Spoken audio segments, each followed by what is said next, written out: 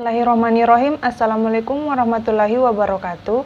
Perkenalkan, nama saya Rahmawati dengan NIM 1921042004 dari Prodi PTB S101. Di sini saya akan menjelaskan tentang contoh surat pernyataan kontrak kerja. Tetapi terlebih dahulu kita harus mengetahui apa itu kontrak kerja. Kontrak kerja merupakan suatu kesepakatan yang terjadi antara pekerja dan pengusaha, baik dalam bentuk tulisan maupun lisan, yang memuat poin-poin syarat-syarat kerja, hak, dan kewajiban para pihak, sesuai peraturan perundangan yang berlaku. Adapun contoh surat perjanjian kontrak kerja, yaitu kontrak pekerjaan konstruksi, di mana yang dibangun adalah proyek pembangunan perbankan syariah yang bertempat Jalan Porosoreang, Tamalate, Galesong Utara, Kabupaten Takalar. Dari contoh perjanjian kontrak pekerjaan konstruksi, terdapat pihak yang mengadakan perjanjian kerja, di mana pihak pertama yang bernama Fajrianto Kurniawan SPD MPD, yang bekerja sebagai manajer konstruksi, beralamat Jalan Poros Makassar, Kabupaten Maros. Pihak kedua yaitu Rahmawati SPD MT dengan pekerjaan kontraktor dan perencana struktur, yang beralamat Jalan Jenet Talasa, RT 2 RW 2, Kecamatan Palangga, Kabupaten Goa. Dengan ini, kedua belah pihak menyatakan untuk saling mengikat diri mengadakan perjanjian kerja untuk pembangunan perbankan syariah. Selanjutnya diatur dengan syarat dan ketentuan. Pasal 1, macam dan tempat pekerjaan.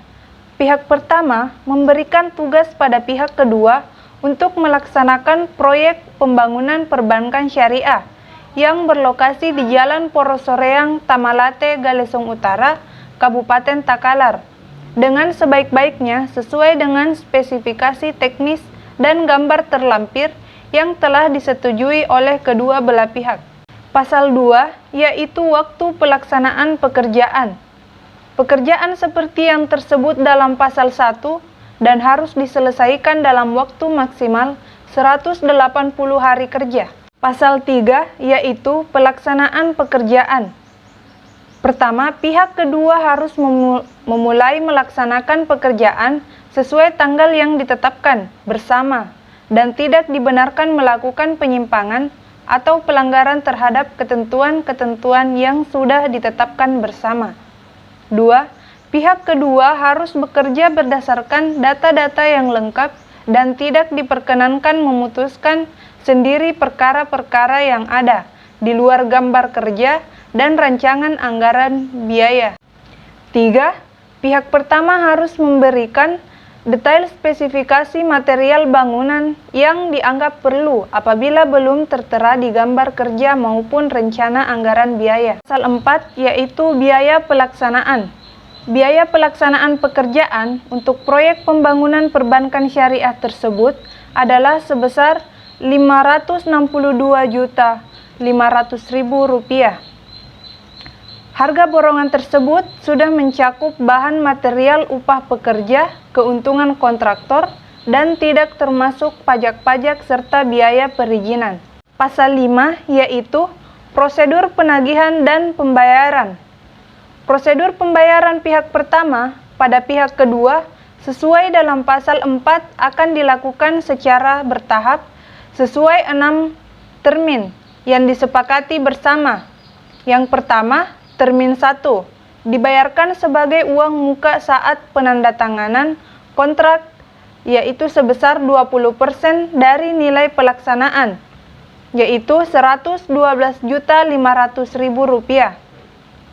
2. Termin 2, dibayarkan setelah seluruh pekerjaan pondasi selesai dan sudah memulai pekerjaan pasangan dinding batu bata dan urugan lantai sebesar 20%, yaitu Rp112.500.000. Yang ketiga, termin 3, dibayarkan setelah pemasangan dinding batu bata dan plesteran dinding selesai lalu atap sedang dikerjakan sebesar 20%, yaitu Rp112.500.000.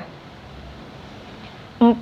Termin 4 dibayarkan setelah pekerjaan atap selesai dan mulai mengerjakan pekerjaan pemasangan plafon, dan acian dinding mulai dikerjakan sebesar 20%, yaitu Rp112.500.000. Yang kelima, termin 5 dibayarkan setelah pekerjaan pemasangan lantai dan pengecatan sedang dilakukan sebesar 15%, yaitu Rp40.375.000. 6. Termin 6 dibayarkan pada saat seluruh pekerjaan selesai 100% setelah habis masa pemeliharaan selama 3 bulan sesuai dengan pasal 6 sebesar 5% dari nilai pekerjaan, yaitu Rp28.125.000.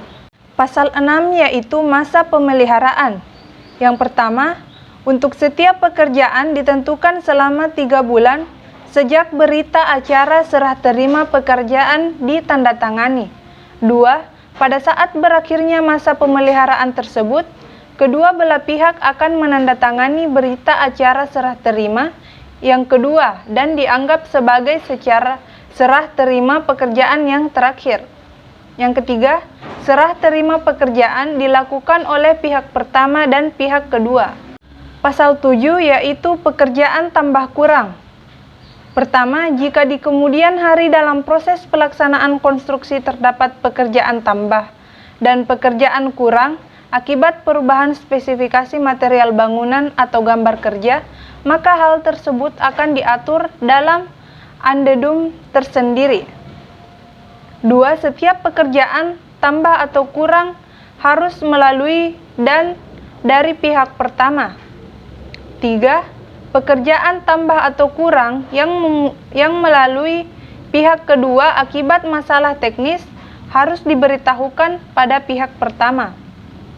Keempat, pihak pertama berhak tidak menyetujui, membongkar, dan tidak mengganti biaya apabila terdapat pekerjaan tambah yang dilakukan pihak kedua tanpa sepengetahuan pihak pertama. Pasal 8 yaitu pengawas lapangan. Pertama, sebagai pengawas pekerjaan akan dilakukan langsung oleh pihak pertama atau orang yang ditunjuk dan diberi kuasa oleh pihak kedua dan diberitahukan secara tertulis kepada pihak pertama. Pihak pertama berhak sewaktu-waktu menandatangani, mengawasi, memeriksa pekerjaan, atau menanyakan kepada setiap pekerja lapangan, yaitu tukang atau mandor, yang berhubungan dengan pekerjaan tersebut. Pihak kedua harus bersedia jika diminta mendampingi oleh pihak pertama dalam pengawasan pekerjaan di lokasi proyek. Pasal 9 yaitu subkontraktor. Keseluruhan pekerjaan merupakan tanggung jawab pihak kedua sepenuhnya. Oleh karena itu, tidak diperkenankan memberikan pekerjaan tersebut kepada pihak ketiga atau orang lain di luar surat perjanjian kontrak kerja.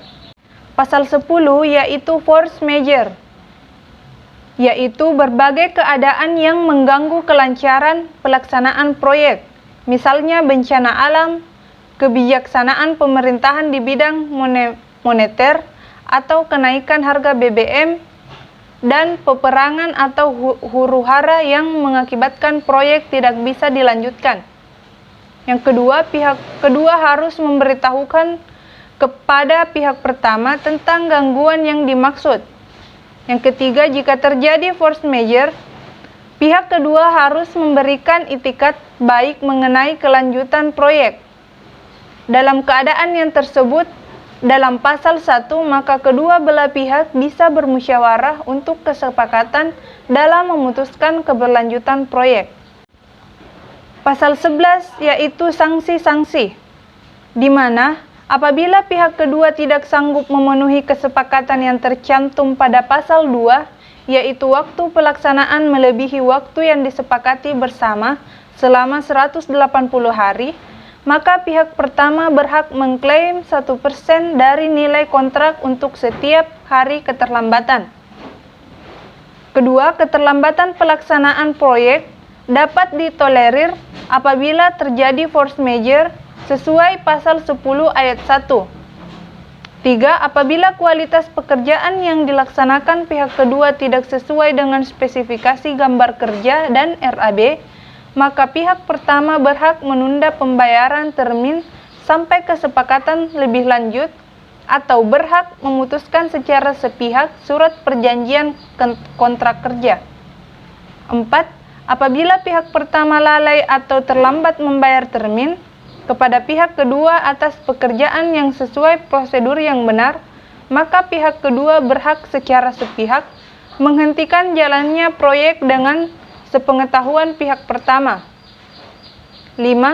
Sehubungan dengan ketentuan pada ayat 3 di atas, maka pihak pertama mempunyai hak secara penuh untuk mencari dan menggunakan kontraktor lain untuk menggantikan pekerjaan pihak kedua dengan memberitahukannya terlebih dahulu. Pasal 12 yaitu kewajiban pihak kedua, yaitu pihak kedua berkewajiban melaksanakan pekerjaan sesuai dengan spesifikasi yang telah tercantum pada gambar kerja dan rencana anggaran biaya yang sudah disepakati bersama. Pihak kedua juga bisa menandatangani atau menambah tenaga kerja tanpa sepengetahuan pihak pertama jika jadwal pelaksanaan sudah cenderung terlambat dari jadwal yang sudah disepakati bersama. Pasal 13 yaitu perselisihan.